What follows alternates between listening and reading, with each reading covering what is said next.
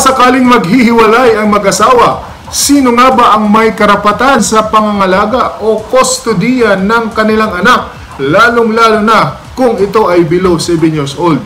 Ano nga ba ang tinatawag na parental authority? Paano kung isa kang teacher at ang estudyante mo ay nakagawa ng isang kalukuhan o pananagutan? Ano ang iyong magiging liability? Yun po ang pag-aaralan natin sa video na ito.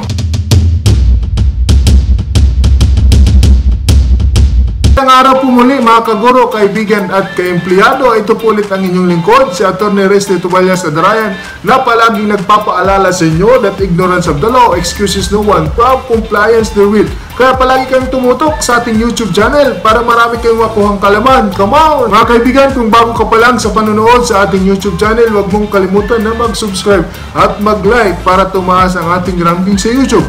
Mga kaibigan, kung gusto mo, bisitahin mo rin kami sa aming Facebook page at Atty. Resty Adrayan.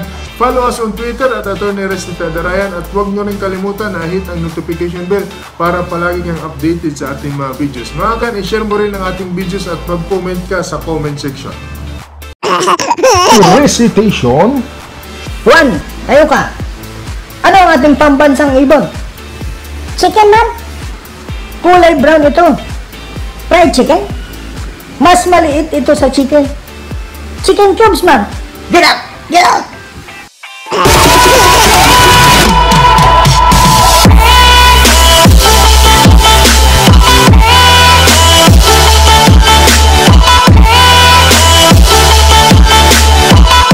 Usapan natin yan mga kaibigan, ang tinatawag na parental authority. Ano nga bang tinatawag na parental authority? According to our law, parental authority, this is the right and duty of the parents over unemancipated children. Ano nga bang tinatawag na unemancipated children? Unemancipated children are those children below 18 years old or below the age of majority. So ang tawag po natin sa mga bata na below 18 years old is unemancipated children or they are on the age of minority. Ang mga anak naman natin na more than 18 years old, they are already on the age of majority. Tandaan po natin, ang parental authority is non-transferable. Parental authority is not transferable or waived or renounced except when the law authorizes the same. You cannot transfer your parental authority unless if it is authorized by law.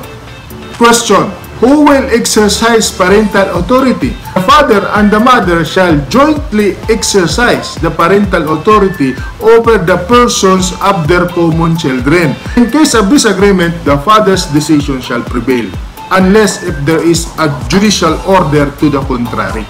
So sinasabi po ng batas that the exercise of parental authority, it must be exercised jointly by the mother and the father. In case of disagreement, kung hindi nagkasundo, ang masusunod po ay ang father, except if there is a court order na kailangan ang masunod ang mother.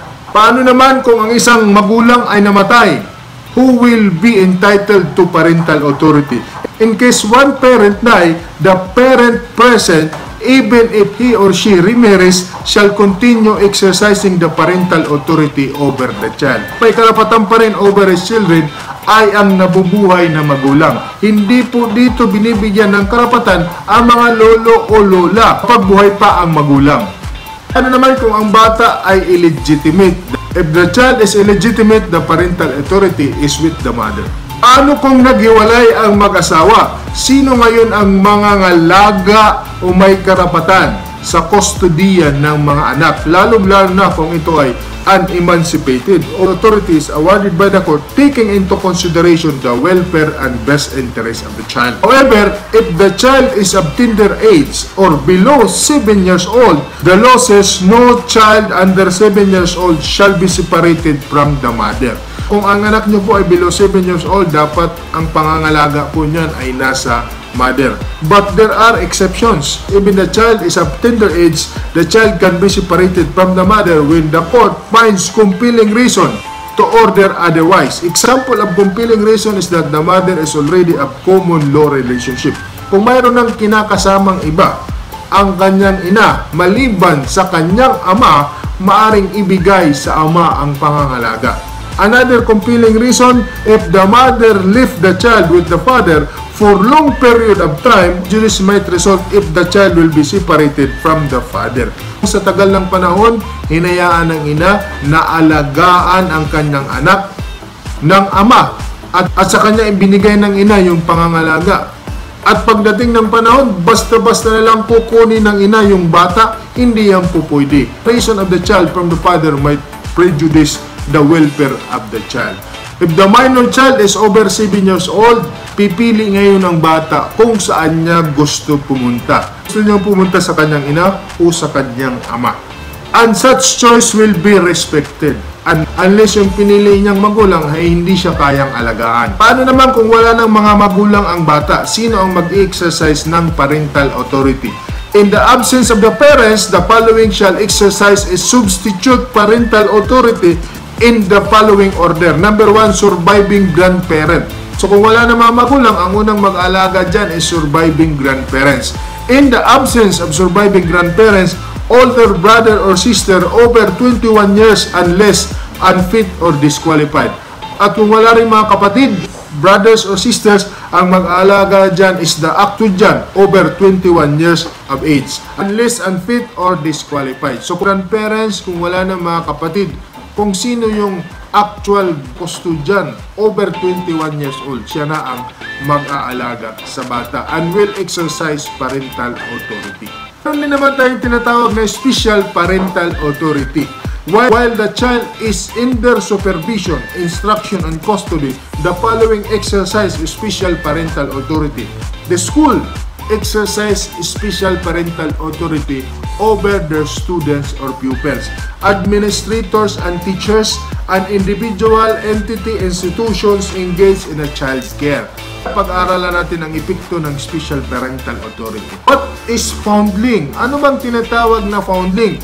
Foundling is abandoned, neglected, abused children and other children similarly situated. So yung foundling, inabandona at wala nang nakakaalam kung sino talaga yung kanyang tunay na mga magulang. So yung halimbawa nito, yung mga bata na iniiwan kung saan-saan, iniiwan sa pintuan ng simbahan at walang nakakaalam kung sino talaga ang tunay na mga magulang. Ang tawag dyan is foundling.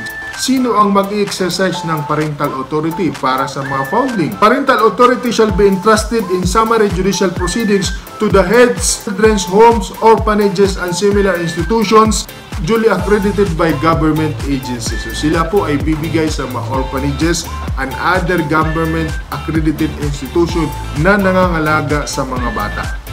Kung halimbawa ikaw ay isang teacher at ang estudyante mo habang office hours, class hours, nakagawa siya ng kalukuhan, nakasakit siya, o kaya mayroon siyang ginawa na hindi maganda, will be liable for such act of your student or your pupils.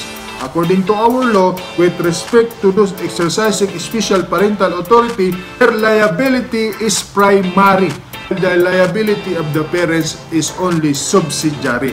So, ikaw po ang mananagot kung habang office hours nakagawa ng kalukuhan ang iyong estudyante o kaya ang iyong pupil habang nasa iyong pangangalaga. Ang mga magulang naman is subsidiary liable. Paano naman kung ang iyong anak ay kumikita ng more than 50,000 a year? Halimbawa, ang anak mo ay nag-artista. Maari mo, paano ka mag-exercise ng parental authority? Po ng batas, the father and the mother shall jointly exercise the legal guardianship over the property of an emancipated minor child without necessary court appointment. So in case of disagreement, the father's decision shall prevail. Po natin na ang pangangalaga po sa property is only for administration and not for ownership. Dahil ang pagmamayari po ng mga property na yan will belong to your child, while you, the parents, are only the administrator of such property. Kasi nga, hindi pa niya kaya na pangalagaan yung kanyang property dahil minor pa siya. Halimbawa, kumikita ang iyong anak ng more than 50,000 per year. Ikaw po ay required na mag-band by the court but not less than 10% of the value of the property. Po mga kaguro, kaibigan at kaempleyado, maraming salamat po. Mabuhay po kayo. I love you all.